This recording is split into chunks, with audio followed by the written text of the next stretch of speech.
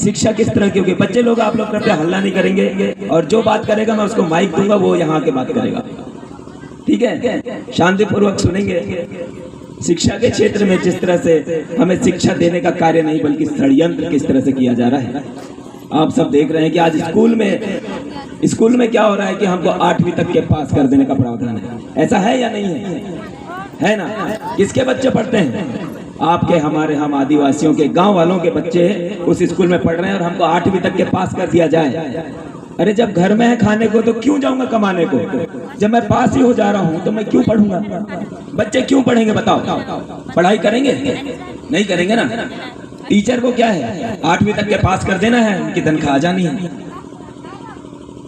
जब ये बात आपको समझ में आती है, मुझे समझ में आती है, तो जो ये रूल्स रेगुलेशन बना है, जिनमें जो IAS IPS अधिकारी जो वहां पर बैठ के ये जो नियम बना है, क्या उनको ये बात समझ में नहीं आती? आती है। लेकिन वो ऐसा क्यों चाहते हैं? वो चाहते हैं कि आदिवासी का बच्चा पढ़े नहीं, लिखे नहीं। अगर वो पढ़ेगा तो लड़ेगा तो अपने हक अधिकार को मांगेगा, रोजगार मांगेगा।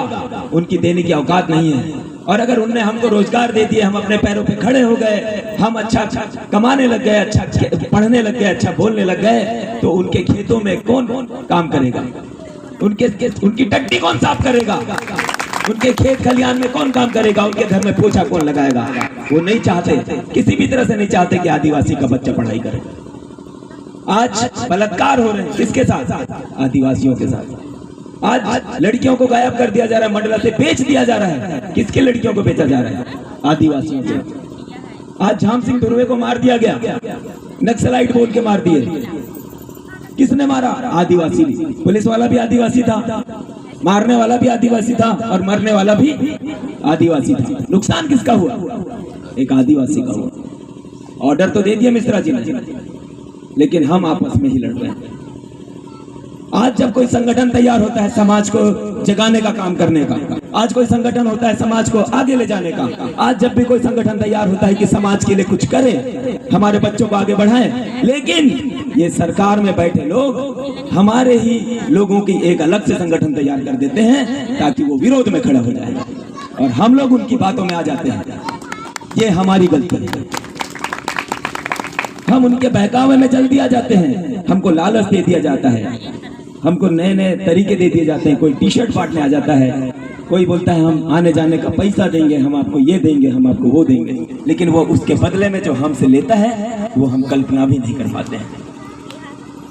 मैं चाहता हूं कि हम लोग आज भी अगर एकजुट नहीं हुए, आज आते आते मैं मोबाइल में एक समाचार पढ़ा तो मेरे तो होश उड़ गए थे, आप लोगों तक पहुंचाना चाहता हूं। समाचार ये है कि अब सरकार तैयारी कर रही है कि आपके बैलगाड़ी में टैक्स लगेगा, ट्रैक्टर में टैक्स लगेगा, आपके जो भी यहाँ पे वाहन जो चलते हैं उनमें टैक्स आपको देना, यानी बैलगाड़ी में भी आपको टैक्स देना पड़ेगा। मतलब आपको गांव से भी रेवेन्यू लेने का उनका प्रोग्राम बन रहा है। देश बिक रहा है, कोई प्रॉब्लम नहीं है, अब तो गांव भी बिक रहा है, अब हमको ये चीज सोचना पड़ेगा। तो ऐसे ऐसे कारनामे अभी आगे देखने मिलेंगे। आप सभी जानते हैं कि हम भारत के मूल निवासी हैं। मैंने बचपन से एक ही चीज पढ़ा हूं दादा, हिंदू मुस्लिम सिख ईसाई आपस में सब भाई भाई। सही है ऐसा है? हिंदू मुस्लिम सिख ईसाई आपस में सब भाई भाई। जोर से बोलो भाई भाई। और आदिवासी गायब। आदिवासी क्या है? खत्म है। आदिवासी क्या है आदिवासी? बताओ। आदिवासी जन्म ही नहीं। आप सिख हो क्या? सिख हो, मुस्लिम हो, हिंदू हो? नहीं। तो फिर आप तो हो ही नहीं, आप तो गिनती के ही बाहर हो। आदिवासी जन्म में नहीं लिए। फिर हमारी पहचान नहीं है, हमारी संस्कृति नहीं है। हम गला चीख चीख के कहते हैं, हम लोगों को जब नारेबाजी करते हैं, एक तीर एक कमान, आदिवासी एक समान, है क्या? हम नहीं है। हम तो पता नहीं कौन जमाने का झगड़ा अभी भी लेकर के बैठे हुए हैं गांव घर में। हमारे एक पूरा आदिवासी गांव में भी बाहर के लोग आकर व्यवसाय कर रहे हैं। बालाघाट से बनिया आके यहाँ व्यवसाय कर रहे हैं। हमारे बच्चे क्यों नहीं करते? बाजार कौन जाता है? सबसे पहले ये बताओ, आप कोई बड़े घर के बच्चे बाजार में आके सामान खरीदते हैं क्या? नहीं। ये जो बेटियां हमारी जो है, ये जो कान के नाक के ये सब कहाँ से लेते हैं? बाजार से लेते हैं। लोग बालाघाट से आ रहे हैं, बताओ आप लोगों के पास सामान लेने के लिए। क्या हमारे बच्चे वो काम नहीं कर सकते? कर सकते हैं। लेकिन हम तो राजा के बेटे हैं, हमारे जो पुरखे तो राजा महाराजा थे, हम कैसे काम करेंगे? हाँ, काम करेंगे, दूसरे की नौकरी करेंगे। अभी आप किसी भी क्षेत्र में चल जाओ, अगर वहां मुर्गे की दुकान होगी ना, तो वहां पे कोई और बेच रहा होगा, लेकिन काटने वाला तो हमारा आदिवासी लड़का होगा, वहां कोई और नहीं होगा। उसको दूसरे के लिए काटने में, मुर्गा काट के बेचने में कोई प्रॉब्लम नहीं है, दूसरे के लिए काम करने में कोई प्रॉब्लम नहीं, लेकिन खुद के लिए वो नहीं करेगा। आज आप लोगों के घर में जो लड़के हैदराबाद जा रहे हैं कमाने के लिए, कोई पुणे जा रहा है, कोई मुंबई जा रहा है, पता नहीं कहां जा रहे हैं, क्या लेके आ गए? और आप बता दो मेरे को, अगर वो लेकर आए भी हैं तो क्या बना लिए? क्या उनने एक अच्छी बिल्डिंग बना ली है? अगर ज्यादा पैसा कमाए तो क्या किसी के पास गाड़ी है? या किसी के पास, किसी ने जमीन लिया है 1-2 एकड़? नहीं, जीरो। इतना बड़ा मोबाइल लेके आएगा, नया जूता पहन के आएगा, टी शर्ट ले लेगा 2-4 ठो, आएगा, सबको सेवा जोहार सेवा जोहार सेवा जोहार, ऐसा लगता है जैसे भैया ने बिल्कुल पते करके आया है।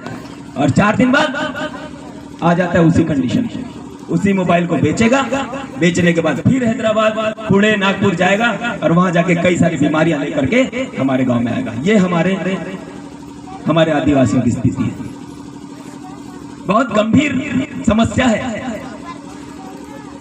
ये। तो हमारे व्यवसायिक, अरे मैं बोलता हूँ, हमारे लड़कों को आप 10,000 रुपए दो ना, चप्पल जूते की दुकान लगाए, क्या दिक्कत है? आलू तो बेच सकता है, भट्टा टमाटर तो बेच सकता है।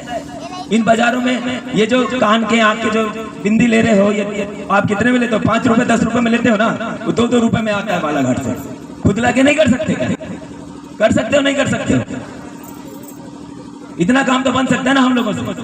जूते चप्पल का दुकान अगर लगा लेगा हमारे समाज का लड़का तो बिटार लगा देंगे। अरे मुस्लिम समाज को देखे हो, कौन सा धंधा है जो वो नहीं करता? ऐसा कौन सा काम है जो नहीं करता? वो जूता बेच ले, वो दाढ़ी बना ले, वो कपड़ा बेच ले, पंचर की दुकान लगा ले। हम लोग क्या कर रहे हैं? हम सिर्फ गुलामी करना चाहते हैं, हम गुलाम बनकर रह गए हैं। हमारे वंशज कौन? राजा शंकर शाह, राजा हृदय शाह, राजा हट्टे सिंह, सबके गढ़ किले हैं कि नहीं है? दिखता है आप लोगों को? देखते हो नहीं देखते हो? बताओ। देखते हैं। नामनगर गए हो? कितने लोग गए हो यहाँ से? नामनगर बस 2-4 लोग। कचारगढ़ कितने लोग गए? 2-4 लोग। डोंगरगढ़ कितने लोग गए? हाथ नहीं उठाएंगे।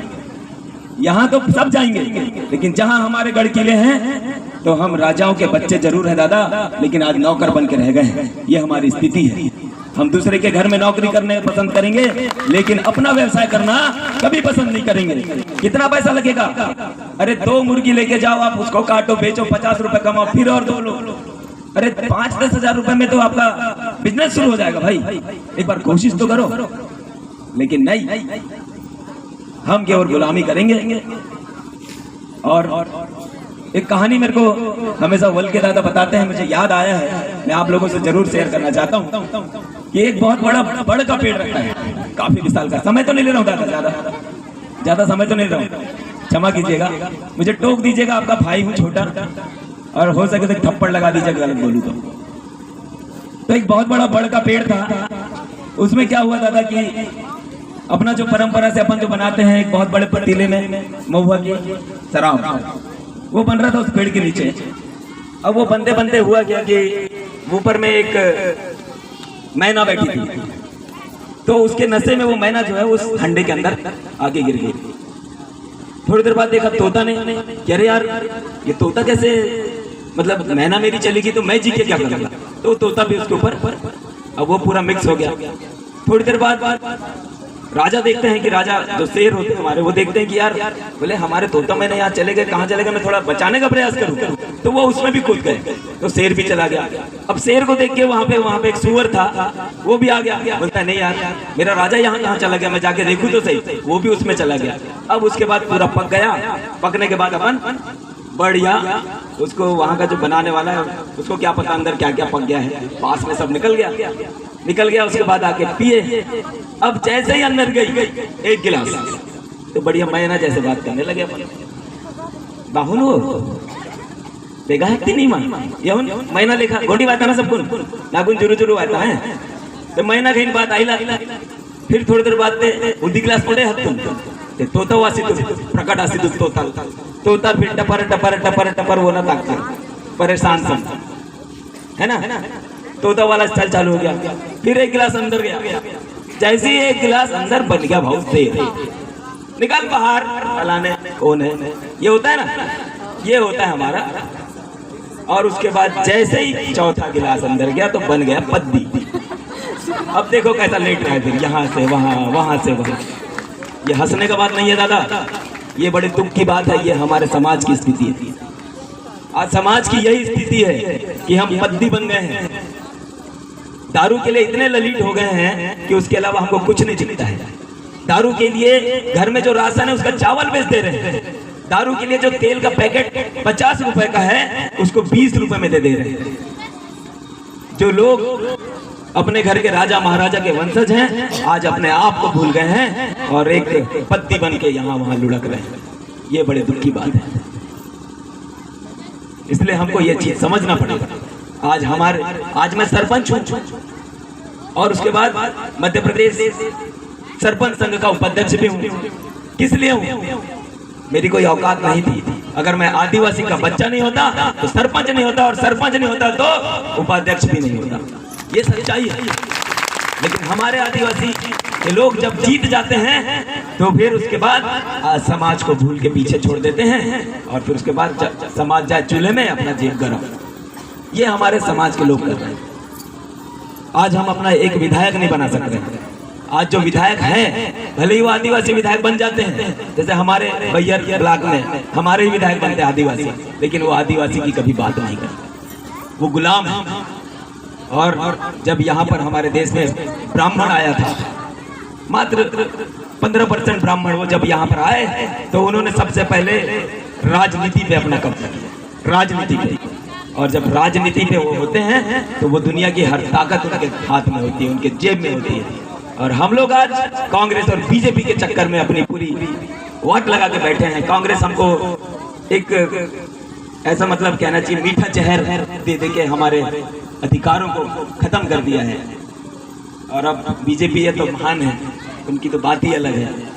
तो थोड़ा सा समझो और इस बात में मनन करो कि जब तक हमारा राजा नहीं होगा तब तक हम सिर्फ ज्ञापन दे सकते हैं और हड़ताल कर सकते हैं और रैली निकाल सकते हैं और फेसबुक में एक दूसरे को गाली दे सकते हैं, उसके ज्यादा हमारी कोई औकात नहीं है।